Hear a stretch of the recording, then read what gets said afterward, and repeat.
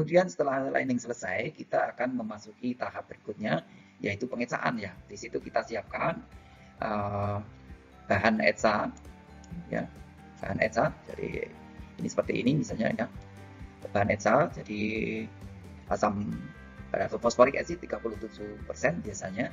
Kemudian alatnya kita bisa siapkan dengan apa ini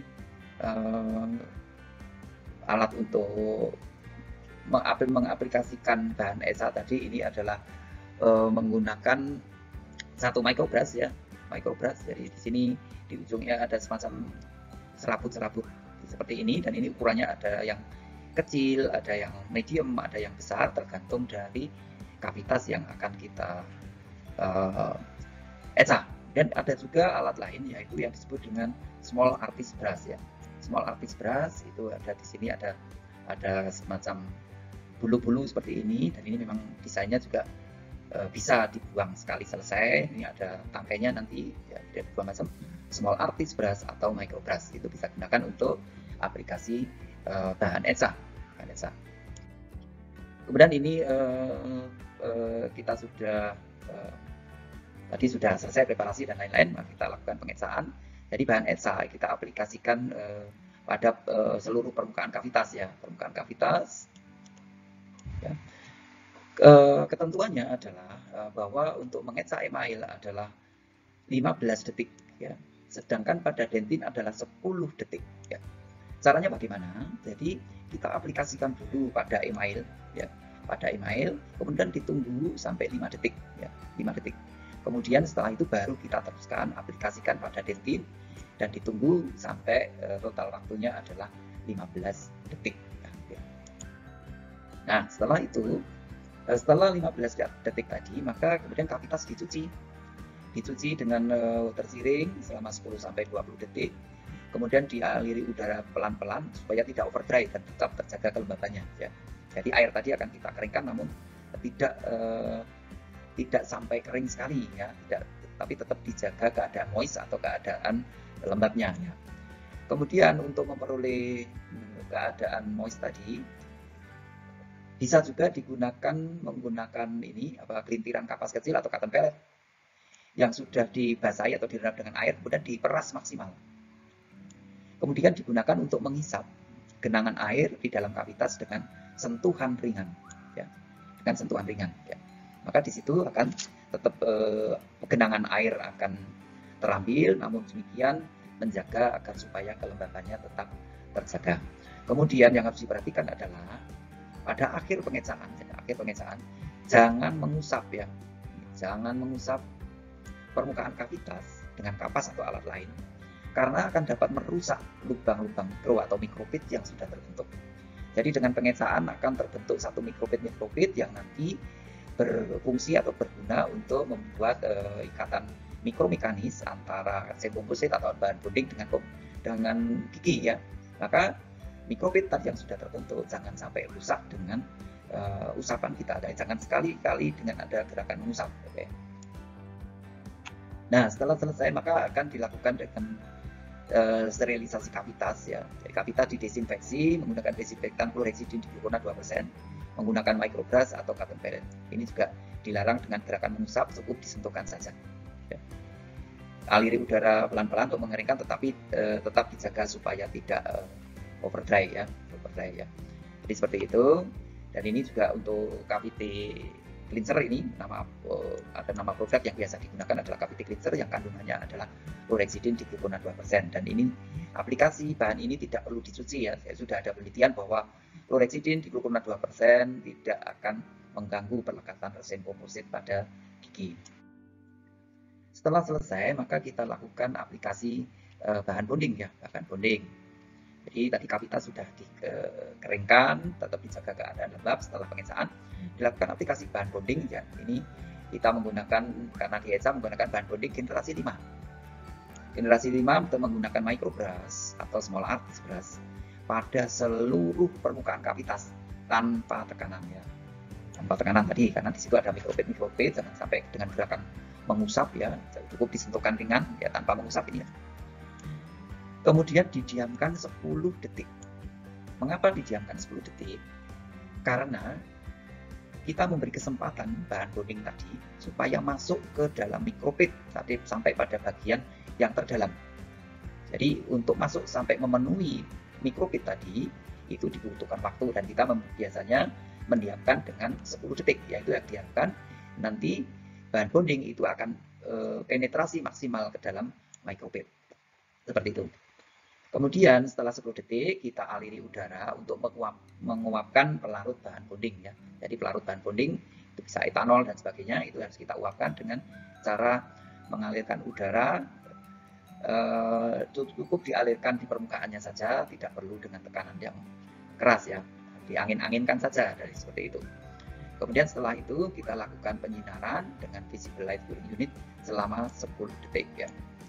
Perlu diperhatikan bahwa dalam menyinari ini maka arah sumber sinar harus tegak lurus terhadap bidang preparasi kavitas ya, dan jarak sedekat mungkin tapi tidak menyentuh ya.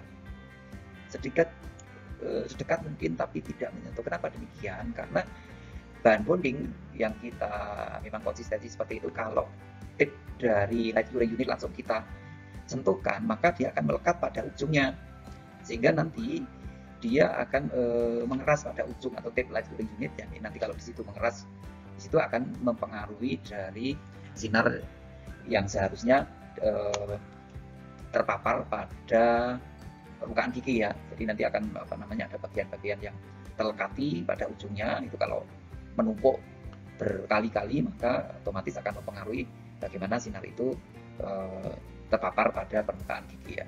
Dan ini adalah contoh bahan bonding generasi 5, kemudian ini adalah microbrush, dan ini adalah small artist brush ya. Ini bisa kita gunakan. Sekali lagi, ini hanya cukup disentuhkan ringan saja, jangan sampai dengan gerakan mengusap ya, karena nanti akan merusak micropit ya.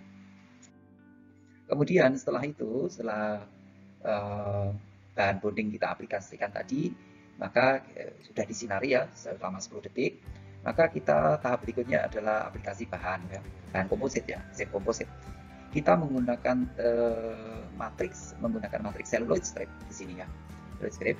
Jadi celluloid strip atau mylar strip ya, ini diletakkan pada permukaan lingual atau palatal dan ditahan dengan jari ya, ditahan dengan jari. Tentu saja kalau nanti pada pasien itu harus menggunakan sarung tangan atau glove ya. Kemudian setelah itu kita aplikasikan selapis tipis resin komposit ya, kira-kira 1 mm, membentuk dinding lingual atau palatal ya, membentuk dinding lingual palatal. Kemudian disinari bisa dari ala labial 20 detik, dari palatal atau lingual juga 20 detik ya.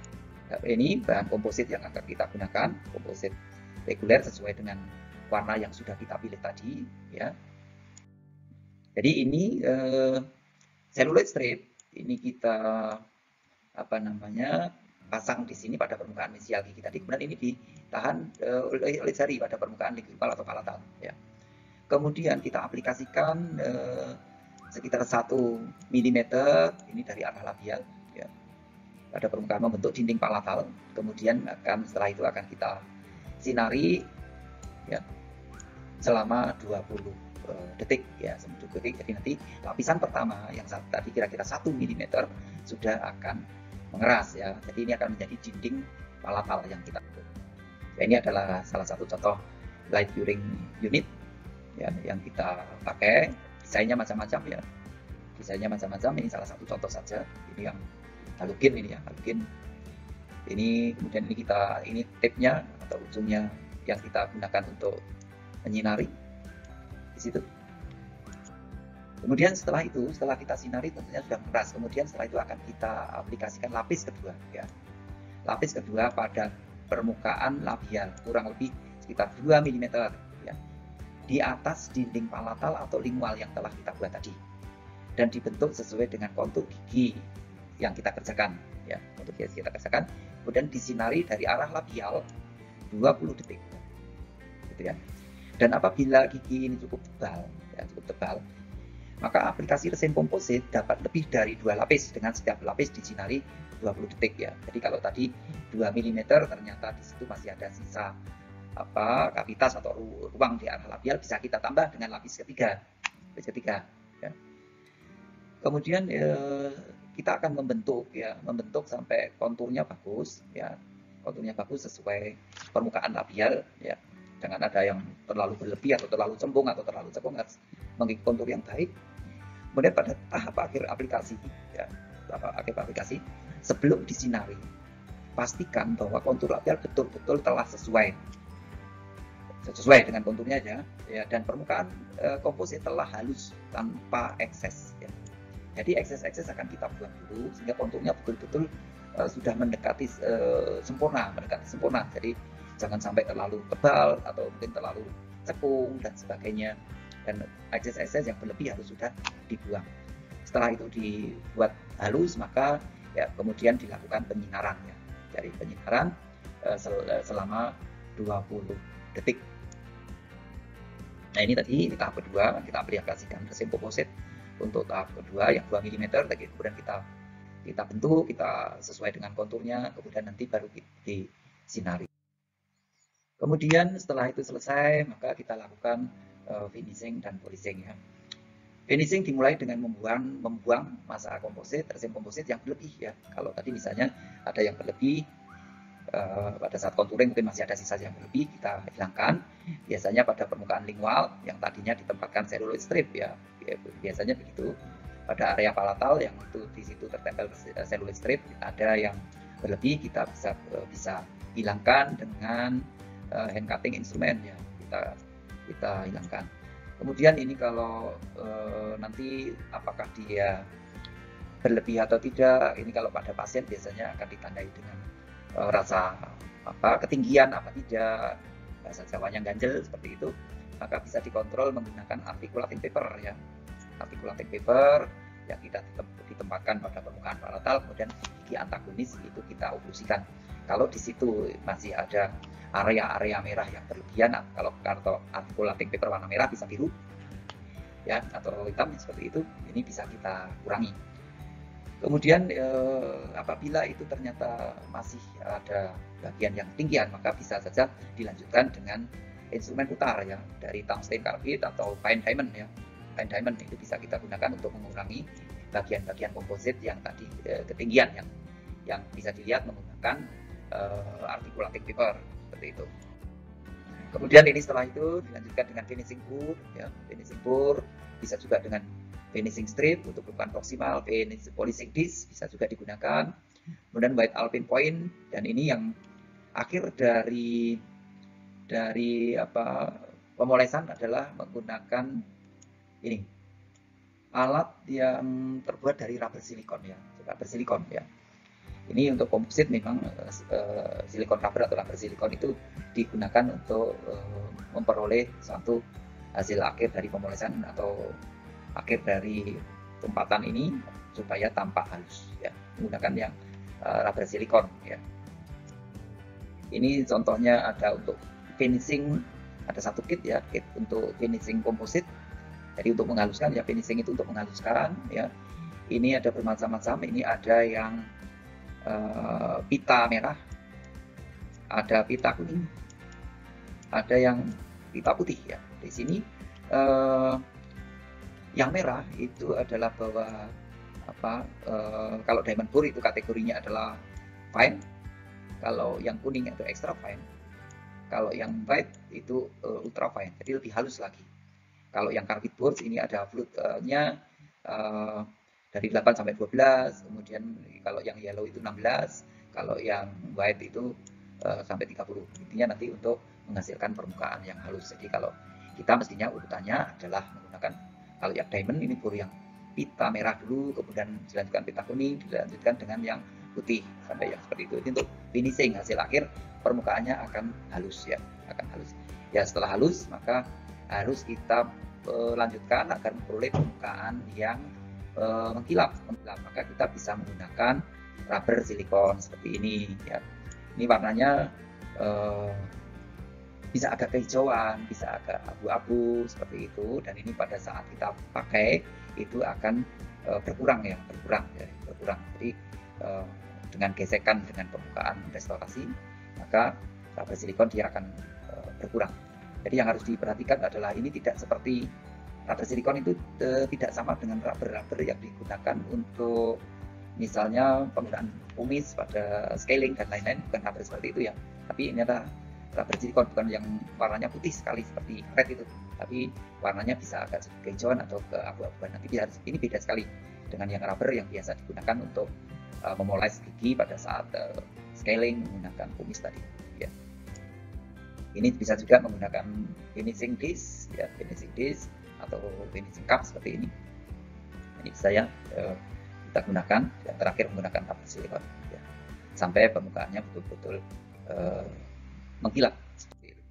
Dan ini untuk permukaan proksimal yang tadi inisial, kita bisa menggunakan grinding strip, ya, grinding strip yang untuk komposit untuk memoles pada permukaan proksimal. Sehingga nanti hasil akhirnya permukaan proksimal juga halus, permukaan labial juga halus, seperti restorasi yang kita harapkan, dan tidak ada kelebihan material atau overhanging dari sen komposit itu.